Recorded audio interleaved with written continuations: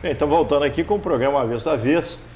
Vilmar, qual das 3 experiências te enriqueceu mais? Não sei se poderia classificar dessa forma. Pois não.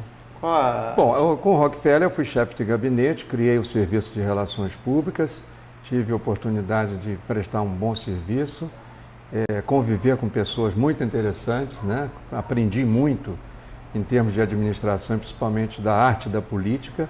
Depois Zezé Barbosa, que era um dos meus padrinhos de casamento, logo sucedendo a Rockefeller, me convidou para ser diretor do Departamento de Turismo. Fui o primeiro diretor do Departamento de Turismo em Campos, com a reforma administrativa a nível federal, e aí tive a oportunidade de fazer 2 carnavais maravilhosos para Campos, 2 festas de São Salvador que entraram para a história. Isso tudo é registrado na imprensa, eu guardo esses recortes todos, eu sou meio metódico nessas coisas. E Zezé era uma outra personalidade, mas também com uma vocação política fantástica, um grande mediador, né? Um grande conciliador. E com Zezé eu tive a oportunidade de fazer bons trabalhos, me desliguei do trabalho dele por outros motivos que aqui não cabe mencionar. E o período de Carlinhos Peçanha foi muito breve, porque ele foi presidente da Câmara e assumiu a prefeitura em razão de afastamento, né? Como interino. E aí aconteceu uma coisa. Só vamos rememorar aqui. Em função do afastamento de que... Zezé para ser candidato. Zezé saiu para ser candidato, ele era o vice de Zezé. Era o presidente da Câmara. Alguém era vice e não assumiu. Não assumiu. Eu não me lembro agora exatamente o que aconteceu. Bem. Ou foram um outro motivo qualquer. Mas ainda era secretário de Educação o professor Walter Siqueira. Tá? E Walter, como secretário de Educação, foi o diretor do ginásio municipal, criado no governo Rockefeller. E eu fui, então, solicitado a fazer um curso no MEC para me transformar no primeiro secretário do ginásio municipal, hoje Colégio 29 de Maio, certo? Então, foi uma outra experiência. Eu me afastei do cargo que eu tinha, né, junto mais ao prefeito, para servir ao professor Walter Siqueira nessa condição do ginásio municipal.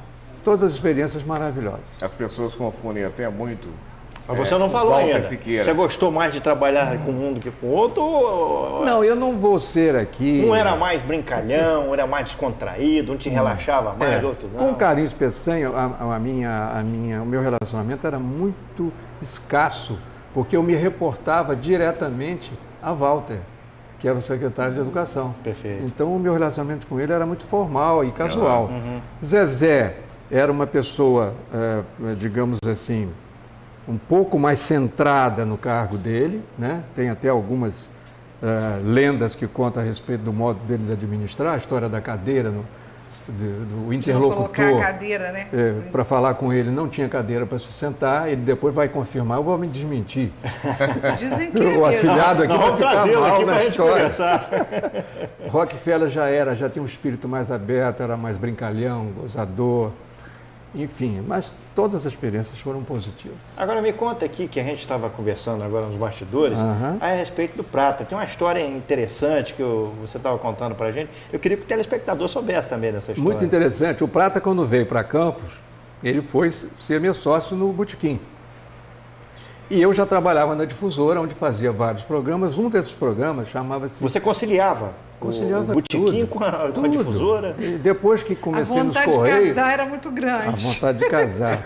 Depois você estava objetivando casar, né? E depois que eu fui para os Correios, eu continuei no gabinete e na difusora. Coitada da minha mulher. Você sempre andou muito a pé, né, Vilmar? Bicicleta. Bicicleta? Mas aí conta, aí Prata, bom, nós aí interrompemos. O Prata veio para Campos e dividiu comigo os horários no bar e tinha o programa Crônica da Tarde, que era patrocinado na difusora, 1h da tarde, diária de segunda a sábado. Um patrocínio. Então eu tenho a minha primeira crise de cálculo renal, né? E tive que me afastar, porque é uma dor terrível.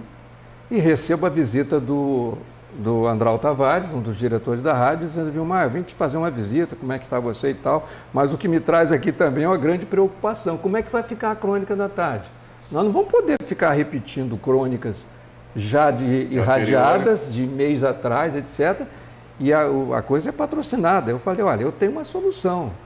O meu compadre, Prata Tavares, que escreve divinamente, melhor do que eu, tenho certeza, ele pode me substituir até eu ficar bom e tal. Tudo bem, manda ele conversar comigo. Quando o Andral ia saindo, ele disse, ó, tem um detalhe.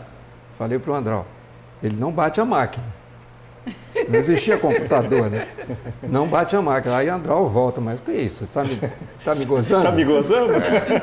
Não, pode ficar tranquilo. O Prata tem uma caligrafia excelente, melhor do que as letras da máquina datilográfica. Você pode ficar tranquilo. Aí o Andral saiu meio desconfiado, mas contratou o Prata ficou lá 1 mês e meio, 2 meses até eu voltar, e foi um sucesso realmente, ele era muito caprichoso, muito talentoso. Escreve muito bem, escrevia muito bem. Né? E daí eu voltei, ele continuou na difusora, e dali ele foi galgando outros cargos na imprensa e foi chamado por Zezé Barbosa para ser assessor de comunicação, assessor de imprensa na época e tal. E aí ele deslanchou a carreira dele, se notabilizou nas letras, foi um dos maiores poetas que Campos já teve também, cronista, contista de mão cheia. Muito, muito bom. Então, quando os jornalistas encontravam com o Prata e iam fazer uma entrevista com ele sobre a carreira dele, perguntavam, como é que você veio para Campos e como é que você começou na imprensa, nas letras e tal? E ele então respondeu, foi uma questão de cálculo. Aí o jornalista não sabia o que ele queria dizer. Mas como você fez calculadamente? Matemática aí, né? Não entrava física ou matemática. Você fez isso calculadamente? Não, uma questão de cálculo. Aqui meu compadre, o Vilmar, teve uma crise de cálculo renal. Deixa eu te perguntar, você tem filhos, Vilmar? Tenho um filho, Rodrigo. Eu queria perguntar, porque às vezes as pessoas... Você é uma pessoa realizada, bem casada, 50 anos, conforme você falou, tem um filho já adulto. Nora, 2 netas. Nora, 2 netas, enfim. E você ainda alimenta sonhos na sua vida? Ah, que seria de mim sem os sonhos. Sempre, a vida inteira foi de sonhos. Sonhos de natureza espiritual, material, familiar, enfim, tudo. Eu tenho uma frustração, você não me perguntou, mas antes que o programa termine, eu vou dizer. Nós temos mais um bloco. Então vou deixar. Pode falar, fica à vontade. A frustração é o seguinte, eu adoro música, Cristina sabe que a minha família toda, por parte de mãe, toda ela é musical e foi musical. E eu cheguei a tocar piano, né? Mas abandonei por algum motivo que não me lembro, mas não sei se é porque eu achei muito chato. Tentei aprender a tocar violão, também não aguentei, mas tenho assim um gosto musical apurado e sei identificar quando alguém desafina, quando alguém sai do ritmo, qual é o gênero musical, entendeu? Então a frustração é essa, é não ter seguido uma atividade musical efetivamente. Você tem uma qual a sua preferência? Isso, qual a sua preferência? A minha preferência musical é bossa nova. Bossa Nova. Eu não vou dizer que eu sou um catedrático em Bossa Nova, mas sou um estudioso permanente da Bossa Nova. E você, como um estudioso e como um crítico, o que você acha do funk, do axé, dessas Você podia me poupar dessa... Nós estamos falando de música. Tá falando de música. Não, mas eu gostaria, porque outro dia eu estava vindo do Rio, eu peguei o ônibus, vindo do Rio e comprei uma revista de esquerda, me esqueci o nome da revista. Brau? Não me lembro o nome da revista. Tipo um jornal, revista enorme. E aí, críticos de esquerda escrevendo... Seria Piauí, talvez, a revista? Não me lembro o nome, não. Não me lembro o nome. E aí, agora, isso tem uma semana... Caros amigos. Caros amigos. Caros amigos, eu falei Caros bravo. amigos. Caros amigos. Já teve uma Exatamente. E aí eu vi uns críticos de esquerda e eles falando do movimento da periferia que teve que entrar na globalização, que teve que entrar na Globo, que é um canal que às vezes mais segrega, elitizado.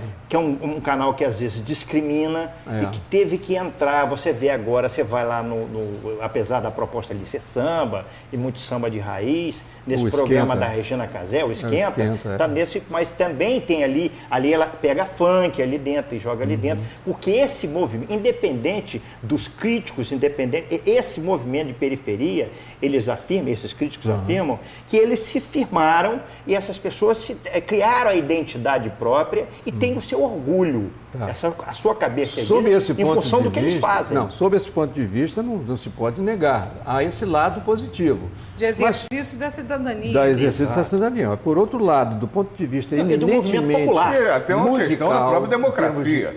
Exatamente. Robinho, você tem razão. Mas em termos de qualidade musical, eu acho que sempre foi muito duvidoso, né? Inclusive o funk, que até bem pouco tempo... Eu não tenho dúvida nenhuma, não, eu sou taxativo. O funk, inclusive, você sabe que induz a uma série de coisas, né? Induz a prostituição, induz a violência. Agora está um pouco mais amenizado, etc.